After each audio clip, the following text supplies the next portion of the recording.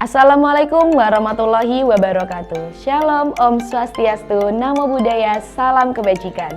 Perkenalkan, nama saya Listia Ariyanti Nurjana, mahasiswa PPG dalam jabatan kategori 2 Universitas Negeri Makassar. Saya di sini akan menyampaikan penyusunan cerita praktik baik atau best practice yang sudah saya buat.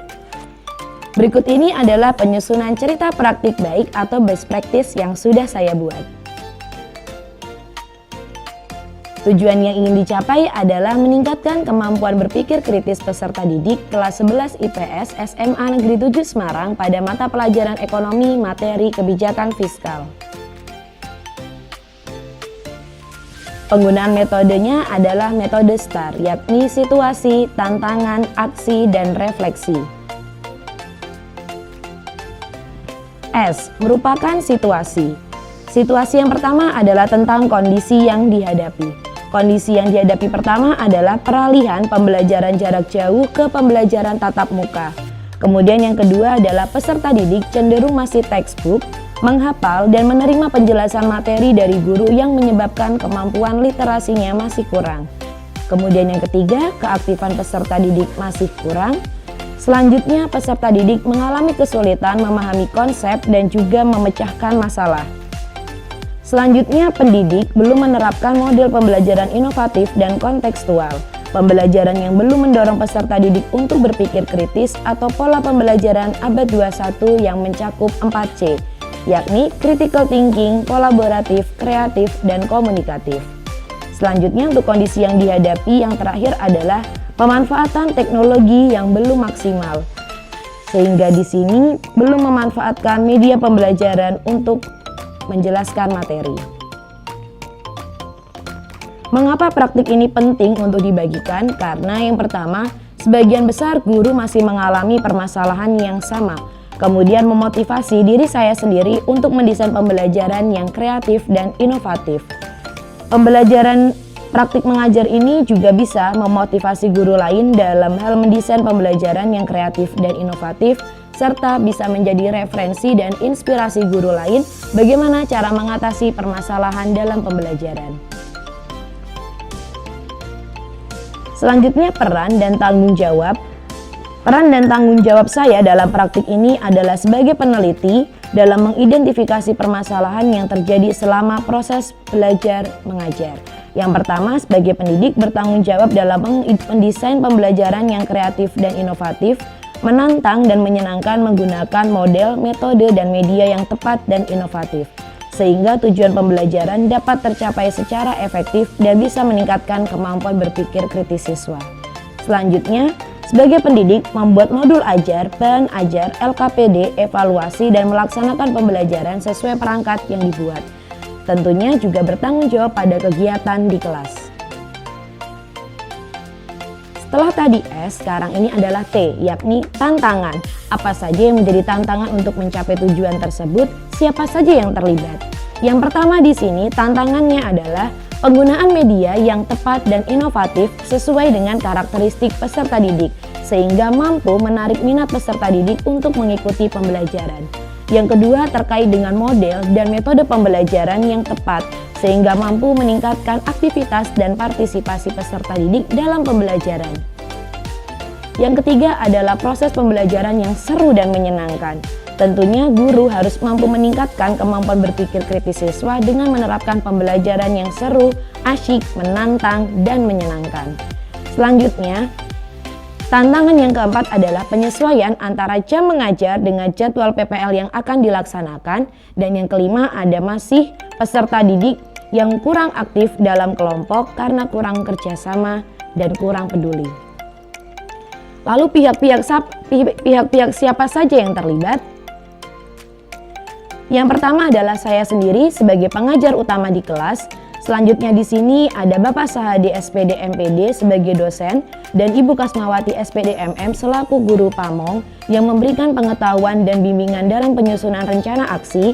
Kemudian Kepala SMA Negeri 7 Semarang Bapak Sugio SPD MKOM serta Bapak Eka Ahmad Rafiq SPD MPD sebagai observer dalam pelaksanaan PPL, serta tim Pinema SMA Negeri 7 Semarang atas nama Leon, Atta, Christian dalam pelaksanaan PPL Aksi 1 sampai Aksi 4, serta rekan sejawat yang setia membantu dalam pelaksanaan PPL dan peserta didik kelas 11 IPS 4 sebagai subjek dalam kegiatan pembelajaran.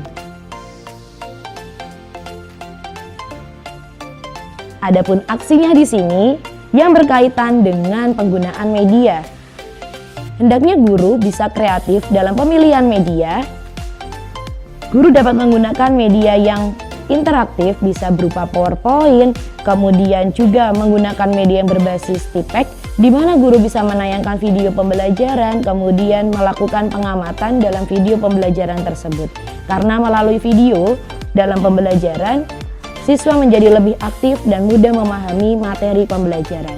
Selanjutnya yang kedua adalah berkaitan dengan model pembelajaran. Dalam hal ini guru menggunakan pendekatan saintifik dengan model pembelajaran yakni Project Based Learning atau PJBL yang terdiri dari 6 fase tahapan.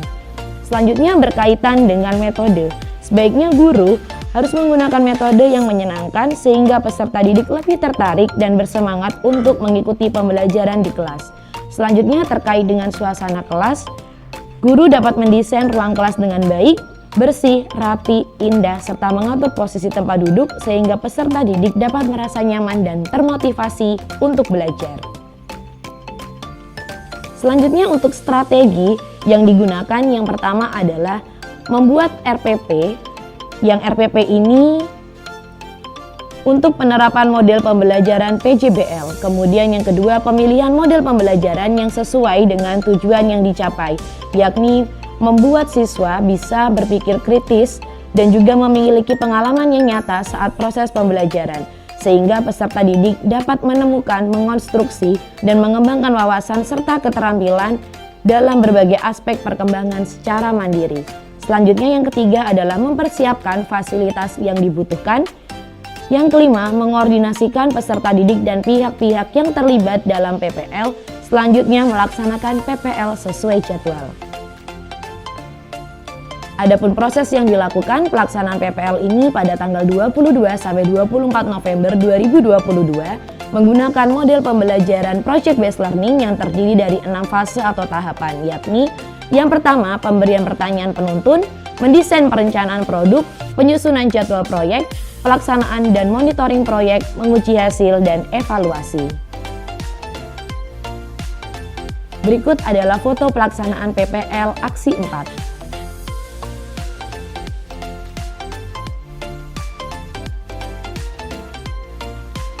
Adapun sintak dalam model PJBL seperti yang sudah saya sampaikan tadi, yang pertama penentuan pertanyaan mendasar, mendesain rencana proyek, dan penyusunan jadwal. Selanjutnya adalah memonitor peserta didik dan kemajuan proyek, pengujian hasil, dan melakukan evaluasi pengalaman. Adapun media belajar yang digunakan yang pertama adalah channel YouTube tentang materi kebijakan fiskal. Selanjutnya bahan ajar yang disediakan pada Google Drive dan diupload di dalam Padlet, seperti ini tampilannya. Penyusunan LKPD menggunakan QR, hasil proyek peserta didik, media evaluasi berupa word wall, media refleksi berupa Mentimeter. Semua ini memerlukan alat dan bahan. Yang pertama ada LCD proyektor, laptop, gawai, speaker aktif, papan tulis dan spidol, bahan ajar atau LKPD. Selanjutnya R yakni refleksi dari best practice ini. Adapun dampak dari aksi ini adalah yang pertama terkait dengan model pembelajaran PJBL, membuat peserta didik dapat menemukan, mengonstruksi, dan mengembangkan wawasan serta keterampilannya untuk bisa berkembang secara mandiri. Kemudian dampak yang kedua di sini adalah peserta didik yang kurang aktif menjadi lebih aktif dalam menyampaikan pendapatnya, juga dalam diskusi di kelompok. Tentunya pembelajaran yang mendorong kompetensi 4C ini bisa mendorong kemampuan peserta didik dalam keterampilan abad 21. Selanjutnya dampak yang ketiga adalah penggunaan media pembelajaran yang berbasis TPEG seperti berbantuan PowerPoint, pemanfaatan Word Wall, dan juga penggunaan mind map dan Canva dalam penyelesaian proyek mind mapping, Padlet sebagai blogspot untuk sumber belajar, dan Mentimeter sebagai refleksi secara umum dikatakan efektif dan membuat peserta didik dapat berpikir kritis, sehingga semakin meningkatkan kemampuan peserta didik di abad 21. Selanjutnya, pemanfaatan teknologi yang tepat membuat peserta didik mampu memanfaatkan teknologi dengan tepat. Apakah hasil ini efektif? Ya, hasil ini efektif. Dengan model project based learning, terlihat semangat peserta didik dalam mengikuti pembelajaran, mulai dari pendahuluan sampai dengan kegiatan penutup.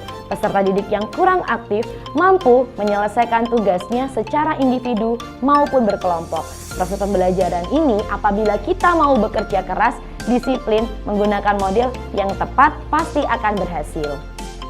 Lalu selanjutnya adalah respon peserta didik. Respon sebagian peserta didik adalah sangat antusias, apalagi dimulai dengan penyusunan RPP yang sinkron, kemudian pemberian motivasi dan ice breaking, memberikan respon positif pada peserta didik untuk fokus dan lebih termotivasi dalam mengikuti pembelajaran. Serta peserta didik lebih aktif saat diskusi kelompok, mulai dari tahapan penyelesaian pertanyaan penuntun, perencanaan produk, penyusunan jadwal, pengujian proyek, dan juga evaluasi.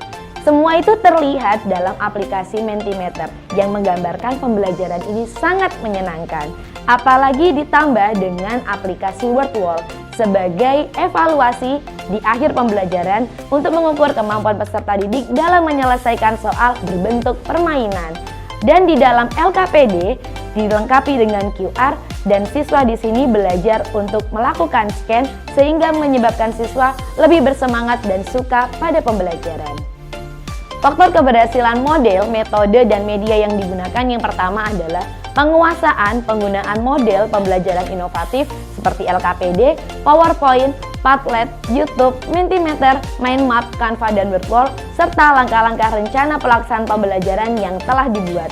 Kemudian yang kedua, kemampuan guru dalam mendesain pembelajaran yang inovatif dan menyenangkan. Ketiga, kesiapan peserta didik dalam mengikuti kegiatan pembelajaran. Dan yang keempat, dukungan dari kepala sekolah, rekan sejawat, dan semua pihak yang turut membantu dalam proses kegiatan pembelajaran PPL ini. Pembelajaran dari keseluruhan proses pembelajaran adalah yang pertama, dari kegiatan ini saya belajar untuk mendesain pembelajaran yang menggunakan model pembelajaran inovatif dan membuat media berbasis TPEG. Begitu besarnya dampak penggunaan model pembelajaran inovatif serta penggunaan media berbasis TPEG dalam kegiatan pembelajaran ini. Hal ini dibuktikan dengan penggunaan model yang mengaktifkan peserta didik sehingga pembelajaran terasa menyenangkan dan dapat meningkatkan kemampuan berpikir kritis peserta didik dan meningkatkan hasil belajar. Yang ketiga, peserta didik dapat memanfaatkan gawai sebagai sumber belajar.